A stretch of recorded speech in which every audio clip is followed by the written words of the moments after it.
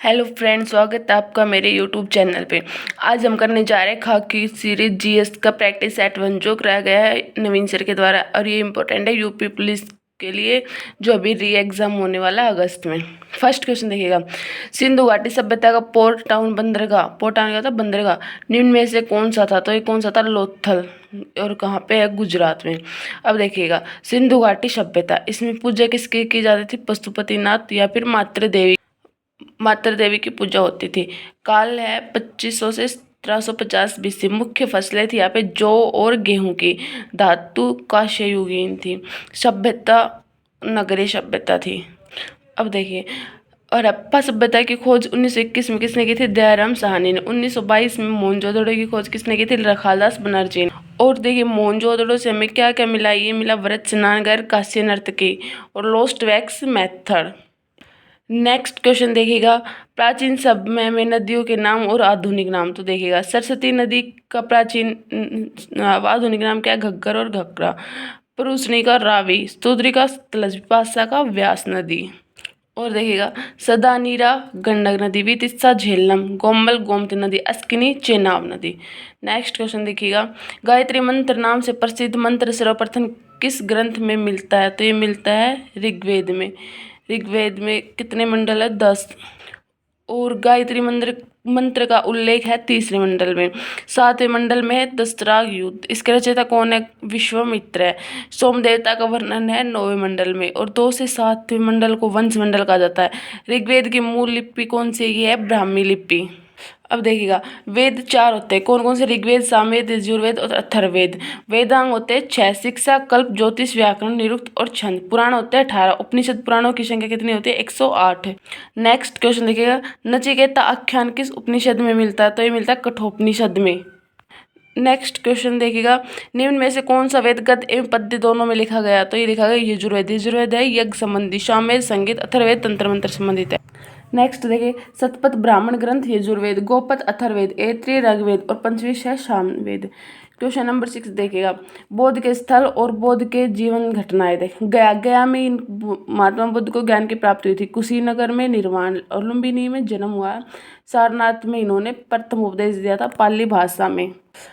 महात्मा बुद्ध से related important fact देखिएगा, इनका जन्म हुआ था 563 बीसी में। पिता का नाम स्त्रोधन था, शाक्य वंश था इनका। माता का नाम महामाया, कोलीय वंश से रिलेटेड थी।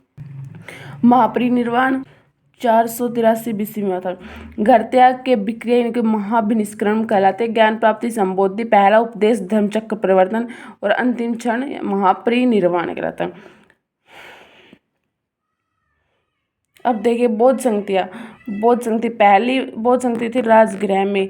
राजा था अजातशत्रु और अध्यक्ष कौन थे? महाकश्यप। दूसरी वैशाली में कालासेक राजा थे और सबाकमीर अध्यक्ष थे। तीसरी पाटलिपुत्र में थे अशोक राजा थे और मुगलपुत्र इसके अध्यक्ष थे। चौथी कुंडलवन कनिष्क और वसुमित्र। नेक्स्ट क्वेश्चन देखिए, गवर्नर जनरल का पद पहली बार किस अधिनियम के अंतर्गत बनाया गया? ये बनाया गया 1773 के रेगुलेटिक अधिनियम के अंतर्गत। नेक्स्ट, भारत की संविधान सभा का परामर्शदाता कौन था? तो ये कौन थे? श्री VN राव। प्रारूप समिति के अध्यक्ष कौन थे? Doctor BR Ambedkar. इसमें सदस्य कितने थे? 7। गठन कब किया? 29 अगस्त 1947 को। संविधान सभा की पहली बैठक कब हुई? तो ये 9 दिसंबर 1946 को। अस्थायी अध्यक्ष सचिदानंद सिन्हा थे। 11 दिसंबर 1946 को स्थायी अध्यक्ष हुई थे और राजेंद्र प्रसाद इसके अध्यक्ष नियुक्त किए गए थे। संविधान सभा का पहला संबोधन डॉक्टर सर्वपल्ली राधाकृष्णन ने किया था। इसकी अंतिम बैठक 24 जनवरी 1950 को हुई थी। 24 जनवरी 1950 को राष्ट्रगान स्वीकार किया गया था।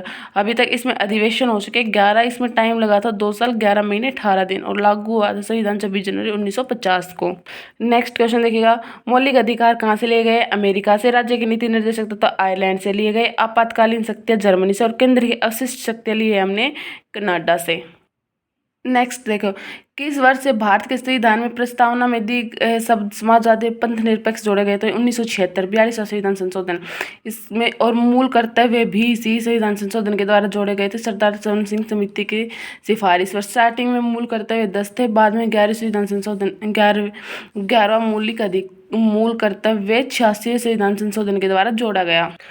नेक्स्ट क्वेश्चन है, भारत स्थित है। भारत अक्षांश 8 4 से 37 6 उत्तरी में, देशांतर 68 7 पूर्व से, 97 25 97 डिग्री 25 पॉइंट पूर्व के मध्य स्थित है। अब देखिए नेक्स्ट क्वेश्चन, भारत का क्षेत्रफल।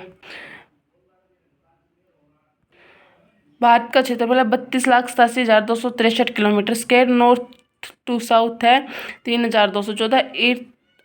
ईस्ट टू वेस्ट है 2,933 किलोमीटर। विश्व में स्थान है इसका 7वां भाग है 2.42%। नेक्स्ट क्वेश्चन देखिएगा, भारत की प्रादेशिक सीमा है 12 नैनोमीटर, अविच्छिन्न मंडल है 24 नैनोमीटर, अन्य आर्थिक क्षेत्र है 200 नैनोमीटर। 200 नैनोमील है। एक मील में 1600 मीटर होते हैं, एक नैनोमील में अप्रोक्सीमेट 1800 मीटर होते हैं।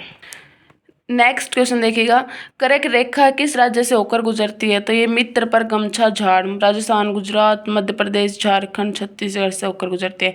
कर्क रेखा 82.82 डिग्री जो 82.82 डिग्री 5 स्टेट से होकर गुजरती है। MP, UP, Chhattisgarh, Andhra Pradesh, Orissa. कौन सा क्षेत्र स्थल भारत का ग्रीनविच कहा जाता है? तो ये कहा जाता है उज्जैन। भारतीय मानक समय रेखा प्रयागराज से होकर गुजरती है।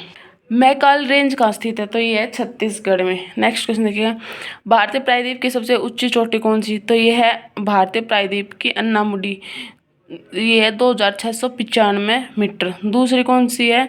ये तमिलनाडु में 2,637 मीटर है। अब देखिएगा, वर्ल्ड में सबसे ऊंची चोटी माउंट एवरेस्ट जो नेपाल में, इसको सागरमाथा के नाम से जाना 8,848।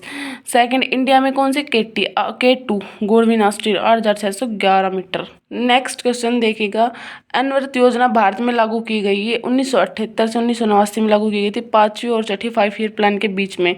और इसमें क्या है, जनता सरकार, गांधीवादी मॉडल, रेगनर फ्रीस, ये सब भी इसी टाइम पे लागू हुआ था। नेक्स्ट क्वेश्चन देखिएगा, पंचवर्षीय योजना और प्रयुक्त विकास मॉडल। पहली पंचवर्षीय योजना हैरोल्ड डोमर, दूसरी मालोनोबिस, तीसरी एस चक्रवर्ती मॉडल और चौथी कौन सी थी? अशोक रुद्र मॉडल पर। नेक्स्ट, दुर्गापुर, भिलाई और राउरकेला स्टील प्लांट स्थापित किए गए थे, ये दूसरी पंचवर्षीय योजना में किए गए थे 1956 से 1961 तक। प्रथम पंचवर्षीय योजना की सफलता का मुख्य कारण क्या था? ये था मानसून की अनुकूलता। नेक्स्ट क्वेश्चन देखिए, योजना आयोग का अंत किस PM ने किया था? तो ये किया था प्रधानमंत्री नरेंद्र मोदी ने। नेक्स्ट क्वेश्चन देखिएगा, भारत की राष्ट्रीय आय में किस क्षेत्र का योगदान सर्वाधिक है? तो यह सेवा, किस क्षेत्र का? सेवा क्षेत्र का।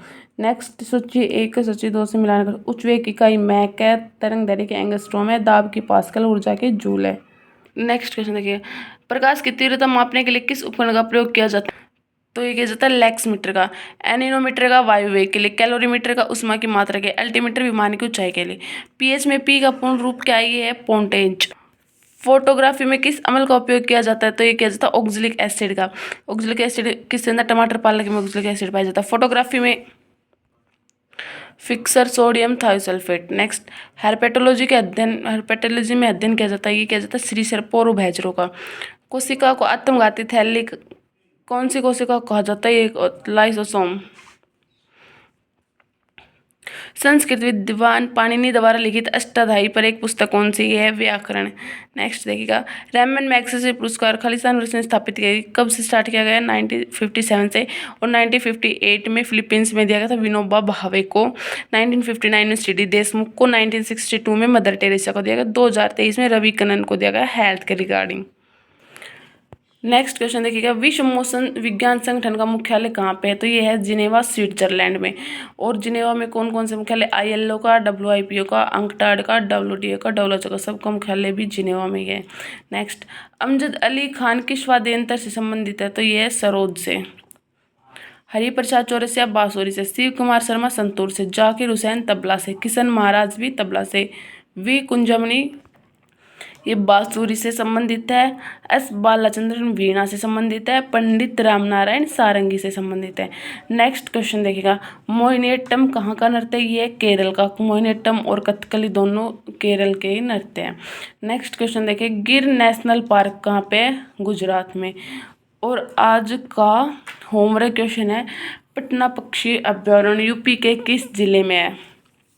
तो ये आपको कल की वीडियो में कमेंट करके बताना है। Please like, share and subscribe my YouTube channel. Thank you, मिलते हैं नेक्स्ट वीडियो में।